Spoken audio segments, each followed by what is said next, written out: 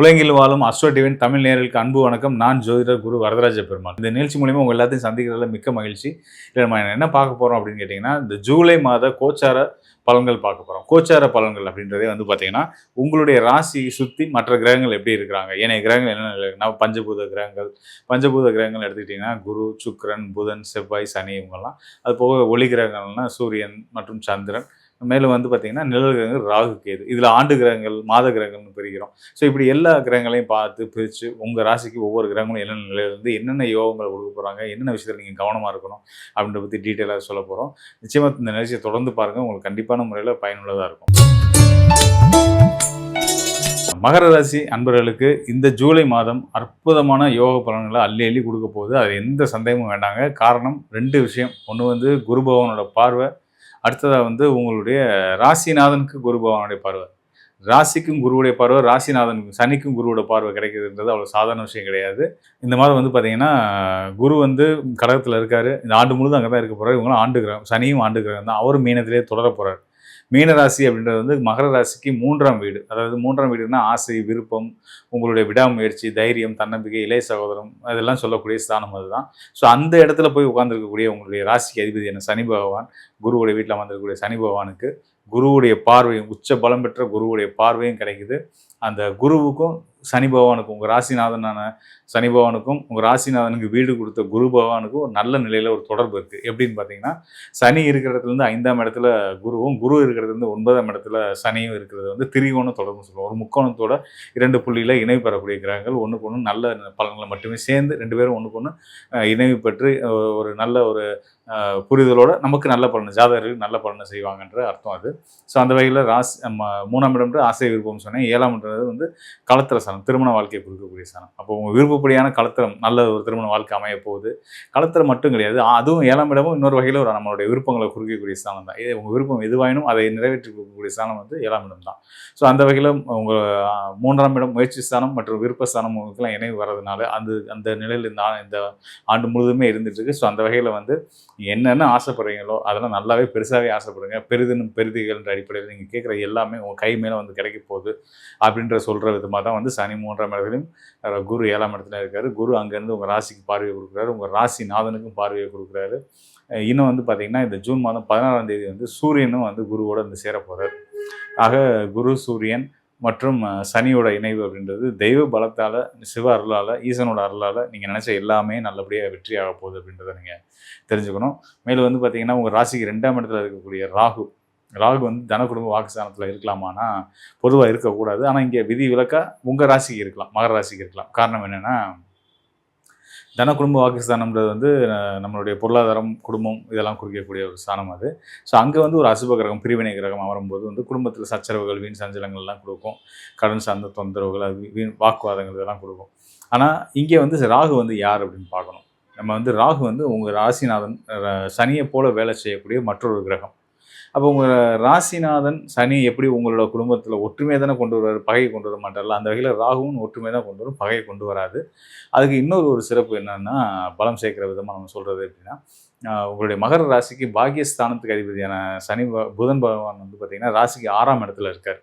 6ஆம் இடம்ன்றது மிதுன ராசி. மிதுன ராசியில் இருக்கக்கூடிய பாக்கியாதிபதி, அதை மறந்துடக்கூடாது. பாக்கியங்களை அள்ளி கொடுக்கக்கூடிய, அதிர்ஷ்டங்களை அள்ளி கொடுக்கக்கூடிய புதன் புத்திகாரகன் மிதுனத்தில் தன்னோட வீட்டில் ஆட்சி பலத்தில் இருக்கிறாரு.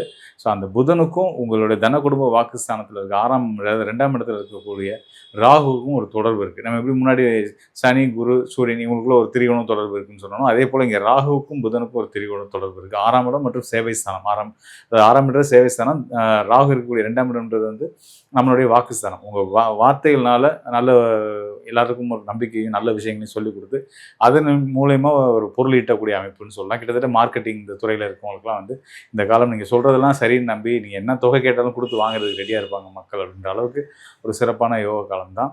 அதனால் தைரியமாக நம்பிக்கையோடு இருங்க. உங்கள் பொருளாதார முன்னேற்றமும் தொழில் முன்னேற்றமும் ஏற்பட போது வெளிநாடு போகணும், வெளிநாட்டு தொழில் வாய்ப்புகளை தேடி இருக்கக்கூடிய மகர ராசிக்காரர்களுக்கும் நிச்சயமான முறையில் சனியோட அருளாலும் குருவோட அருளாலும் நிச்சயமான முறையில் வெளிநாட்டு யோகங்கள் கண்டிப்பாக இருக்குது. அதுக்கான சரியான முயற்சிகளையும் எடுத்தீங்க அப்படின்னா வெற்றி உறுதியாக கிடச்சிடும், சீக்கிரமாகவே கிடச்சிடும் அப்படின்றத சொல்லலாம்.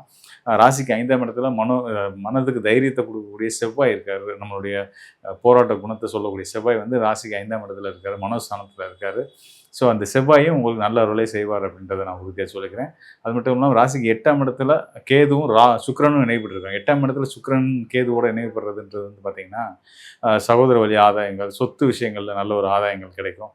தந்தை வழி, தாய் வழி சொத்துக்கள் நமக்கு வந்து சேர்றதுக்கான யோகங்களாகவும் இந்த சுக்கிரன் கேது இணைவுன்றது கண்டிப்பான முறையில் இருக்குது. ஸோ அதனால் நீங்கள் எதை பற்றியும் கவலைப்படாமல் தைரியமாக சரியான முடிவுகள் எடுத்து அதை நோக்கி பயணிக்க ஆரம்பிங்க. நிச்சயமாக கோச்சார கிரகங்கள் உங்களுக்கு வெற்றிக்கு உதவியாக இருக்கும் அப்படின்றத தெரியப்படுத்திக்கிறேன்.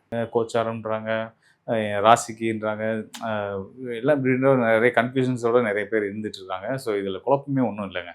ஜோதிடம் வந்து 3 நிலைகளில் இயங்குது.